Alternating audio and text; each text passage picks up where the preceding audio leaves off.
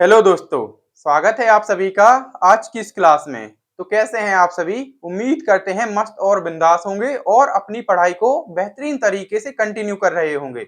दोस्तों, आज की इस क्लास में हम संवैधानिक विकास के बाद संविधान सभा पर विस्तार से चर्चा करेंगे, जिसमें हम जानेंगे कि संविधान सभा का गठन कब किया गया है, संविधान निर्माण करने में कितना समय लगा है और उसे लागू कब किया गया है। तो चलिए शुरू करते हैं बिना किसी देरी के। भारतीय भारतीय संविधान सभा निर्माण की कहानी और परीक्षा के सबसे महत्वपूर्ण तथ्य। सबसे पहले है संविधान सभा का विचार। तो संविधान सभा का विचार सबसे पहले 1934 में एम.एन. रॉय यानी मानवेंद्र रॉय के द्वारा प्रस्तुत किया गया था। इसके बाद 1935 में जवाहरलाल नेहरू के द्वारा आधिकारिक तौर पर इंडियन नेशनल कांग्रेस की तरफ से यह विचार प्रस्तुत किया गया और वयस्क मताधिकार के आधार पर संविधान बनाने की आधिकारिक मांग इंडियन नेशनल कांग्रेस के द्वारा की गई। आगे है अंग्रेजों द्वारा स्वीकृति।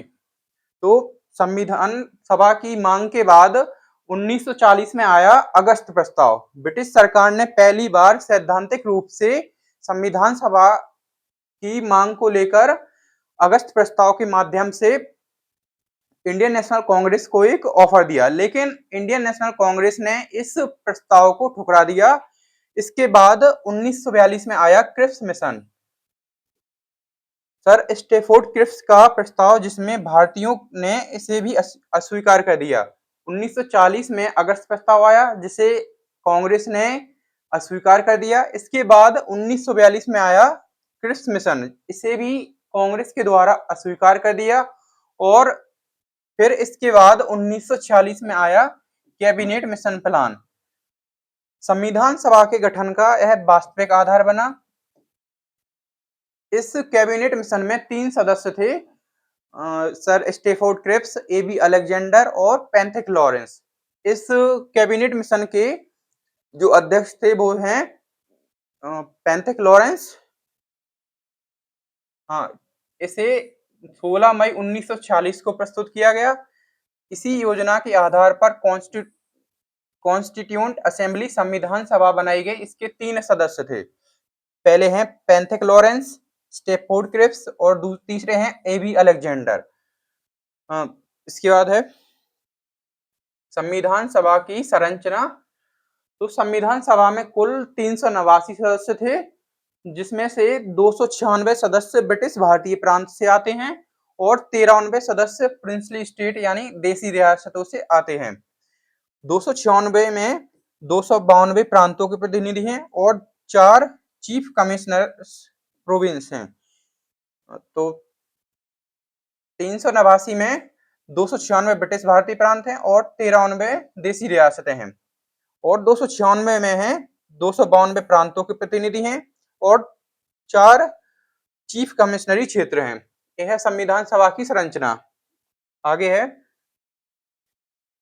सदस्य कैसे चुने गए। तो संविधान सभा में सदस्यों का चुनाव डायरेक्ट इलेक्शन या प्रत्यक्ष चुनाव से नहीं हुआ।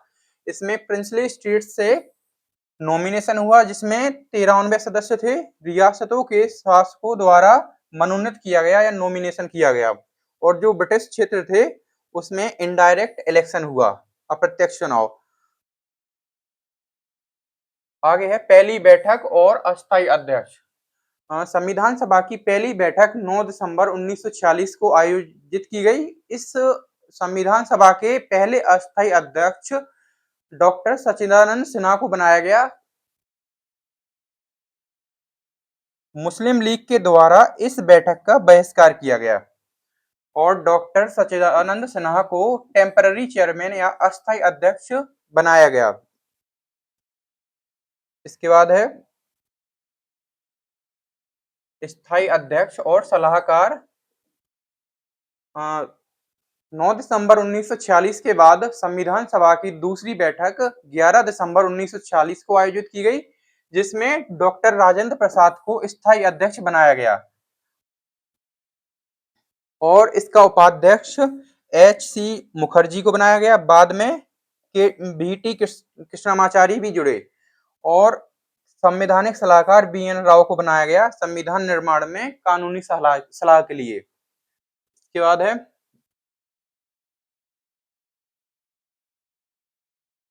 द ऑब्जेक्टिव रिजोल्यूशन, यानी कि उद्देश्य का प्रस्ताव।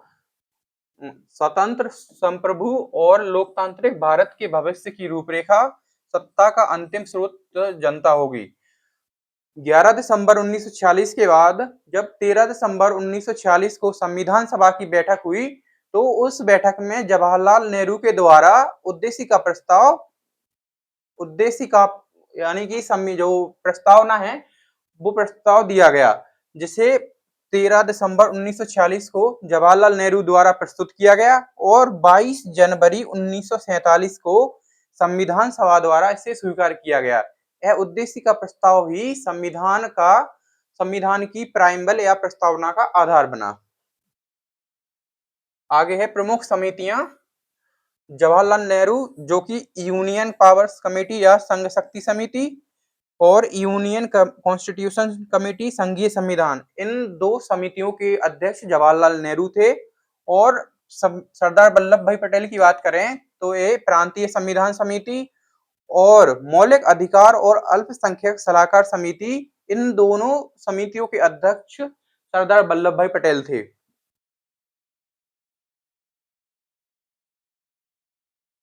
आगे है सबसे महत्वपूर्ण ड्राफ्टिंग कमेटी, यानी कि प्रारूप समिति।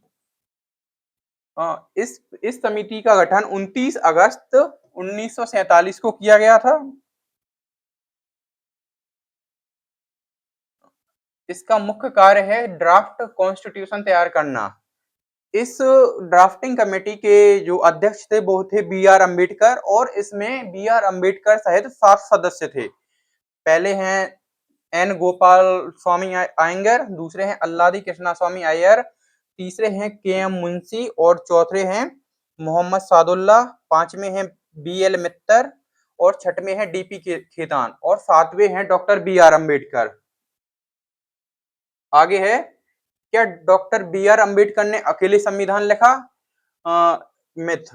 क्या डॉक्टर BR अम्बेडकर ने पूरा संविधान अकेले लिखा? क्या संविधान को केवल एक व्यक्ति ने 3 साल में लिखा और बाकी सदस्यों की भूमिका नामात्र थी? दोस्तों ये पूरा मिथ है। इसका अर्थ ये है कि यह एक सामूहिक प्रयास था। Doctor BR Ambedkar drafting committee के चेयरमैन और प्रमुख नेता थे, लेकिन इसमें संविधान सभा के सभी सदस्यों और विभिन्न समितियां और BN राव की अत्यंत महत्वपूर्ण भूमिका थी। तो संविधान सभा के निर्माण में विभिन्न समितियों, व्यक्तियों और BN राव की महत्वपूर्ण भूमिका थी। आगे है देश का विभाजन और सीटों में बदलाव। 1947 से पहले संविधान सभा में टोटल 389 सीटें थीं, लेकिन 1947 में विभाजन के बाद संविधान सभा में टोटल 299 सीटें रह गईं, क्योंकि विभाजन के बाद कुछ सीटें पाकिस्तान में भी चली गईं, जिसमें 229 थी प्रोविंसेस और 70 प्रिंसली स्टेटें यानी देसी रियासतें थीं। आगे है स्वतंत्रता के बाद संविधान सभा के कार्य।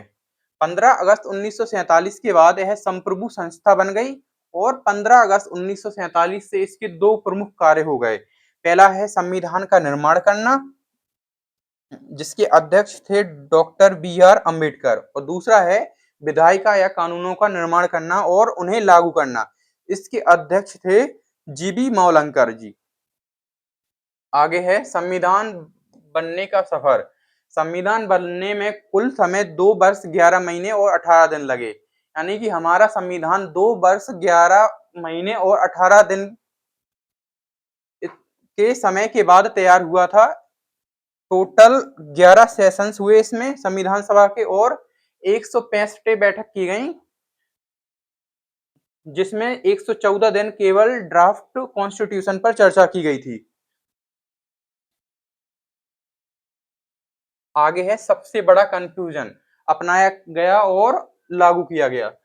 दोस्तों 26 नवंबर 1949 को संविधान बनकर पूर्ण रूप से तैयार हो गया, लेकिन इसे 26 जनवरी 1949 को अपनाया गया, लागू नहीं किया गया। इसे 26 जनवरी 1950 को लागू किया गया। इसका एक महत्वपूर्ण कारण है, क्योंकि 26 जनवरी 1930 को इंडियन नेशनल कांग्रेस के द्वारा पूर्ण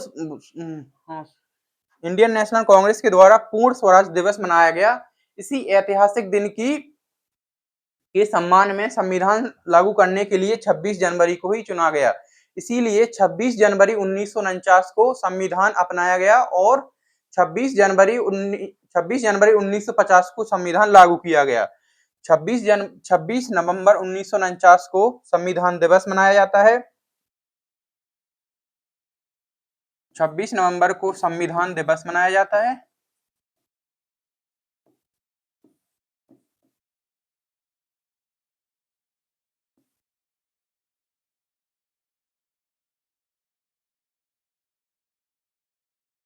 आगे है दोस्तों, 1934 में एम.एन. रॉय ने संविधान सभा का आइडिया दिया और 1935 में जवाहरलाल नेहरू के द्वारा संविधान सभा की मांग की गई। इसके बाद 1940 में अगस्त प्रस्ताव आया, जिसे कांग्रेस ने ठुकरा दिया।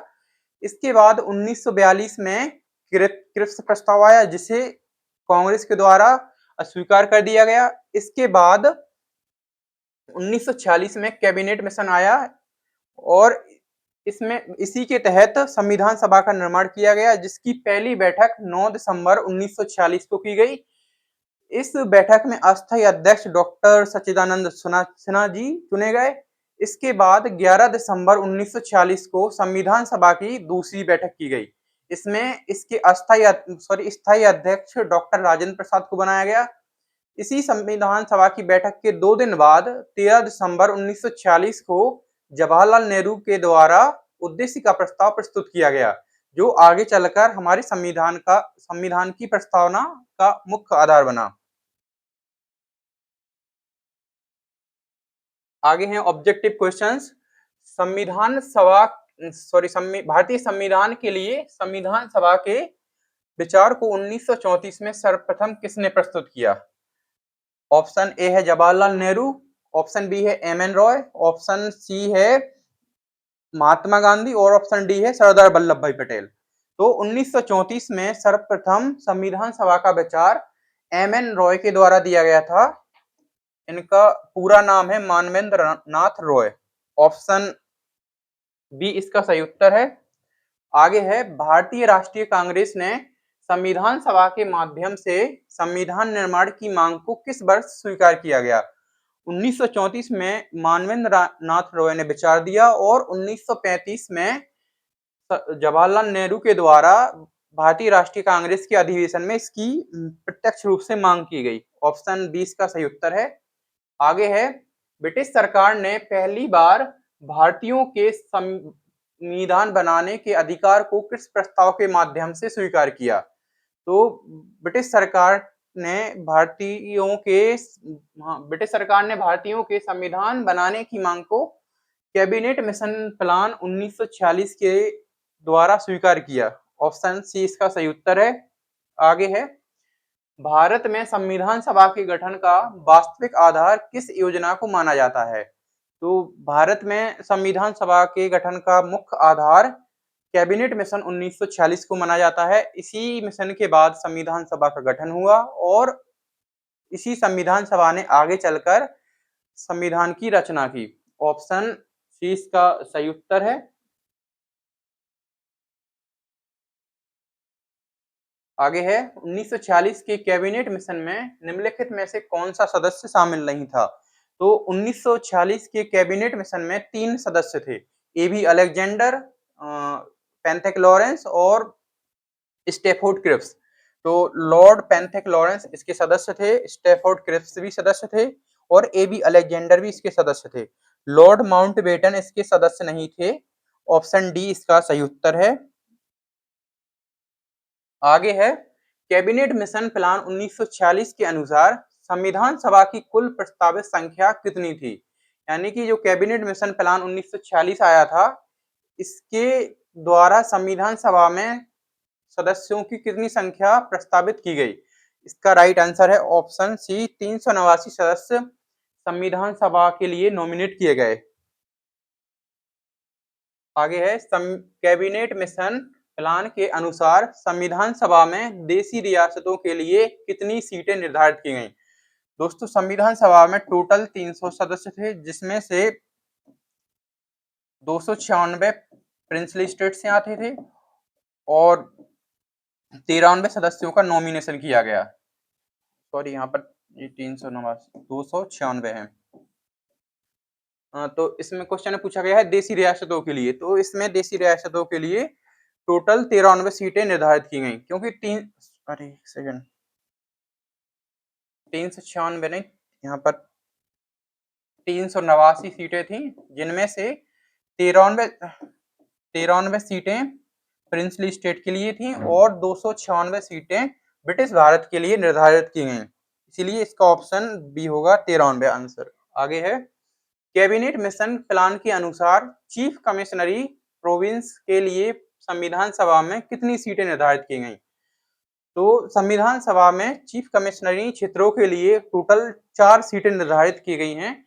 ऑप्शन बी इसका सही उत्तर है। आगे है प्रांतीय क्षेत्रों से संविधान सभा के प्रतिनिधियों का चुनाव मुख्य रूप से किसके द्वारा किया गया? तो प्रांतीय क्षेत्रों से संविधान सभा में प्रतिनिधियों का चुनाव प्रांतीय विधानसभाओं के निर्वाचित सदस्यों के द्वारा मुख्य रूप से इनका निर्वाचन किया गया। आगे है संविधान सभा के प्रांतीय प्रतिनिधियों के निर्वाचन में किस प्रणाली का उपयोग किया गया? तो proportional representation by single transferable vote, इस सिस्टम के द्वारा संविधान सभा में प्रांतीय प्रतिनिधियों के निर्वाचन में इस प्रणाली को अपनाया गया। ऑप्शन बी इसका सही उत्तर है। आगे है देशी रियासतों के प्रतिनिधियों को संविधान सभा में किस प्रकार शामिल किया गया? तो देशी रियासतों में जो देशी रियासतों के प्रतिनिधि थे, उनको संविधान सभा में रियासतों के जो राजा थे उनके द्वारा नॉमिनेशन के द्वारा उनको शामिल किया गया। ऑप्शन सी इसका सही उत्तर है।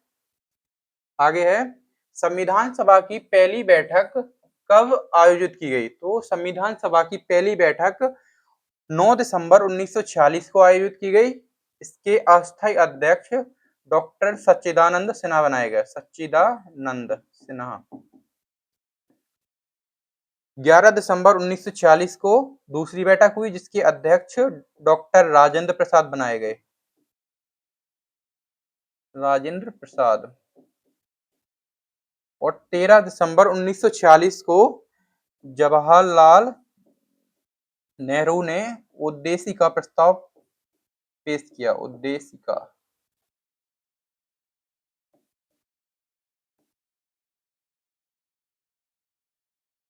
आगे है संविधान सभा की पहली बैठक में अस्थायी अध्यक्ष के रूप में किसने कार्य किया? तो इसका राइट आंसर है डॉक्टर सच्चिदानंद सिन्हा। 9 दिसंबर 1946 को संविधान सभा की पहली बैठक में अस्थायी अध्यक्ष के रूप में कार्य किया। आगे है संविधान सभा के स्थायी अध्यक्ष के रूप में डॉक्टर राजेंद्र प्रसाद का निर्वाचन कब हुआ? तो संविधान सभा की दूसरी बैठक यानी 11 दिसंबर 1946 को राजेंद्र प्रसाद को संविधान सभा का स्थायी अध्यक्ष नियुक्त किया गया। आगे है संविधान सभा के संवैधानिक सलाहकार के रूप में किसने महत्वपूर्ण भूमिका निभाई? तो बी.एन. राव ने संविधान सभा के संवैधानिक सलाहकार के रूप में एक महत्वपूर्ण भूमिका निभाई। आगे है जवाहरलाल नेहरू ने संविधान सभा में ऑब्जेक्टिव रिजोल्यूशन यानी कि उद्देश्य का प्रस्ताव कब प्रस्तुत किया? तो 13 दिसंबर 1946 को जवाहरलाल नेहरू के द्वारा उद्देश्य का प्रस्ताव पेश किया गया। ऑप्शन सी इसका सही उत्तर है। आगे है ऑब्जेक्टिव रिजोल्यूशन यानी उद्देश्य का प्रस्ताव को संविधान सभा ने कब स्वीकार किया? 13 दिसंबर 1946 को जवाहरलाल नेहरू के द्वारा इसे प्रस्तुत किया गया और 22 जनवरी 1947 को संविधान सभा ने इसे स्वीकार कर ली। ऑप्शन बी इसका सही उत्तर है। आगे है उद्देशिका प्रस्ताव के संबंध में निम्नलिखित में से कौन सा कथन सही है? क्या इसे डॉक्टर राजेंद्र प्रसाद ने प्रस्तुत किया?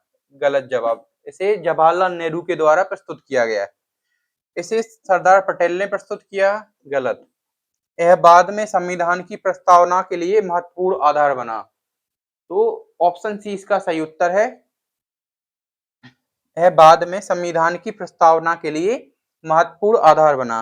आगे है, संविधान सभा की ड्राफ्टिंग कमेटी का गठन किस तारीख को किया गया?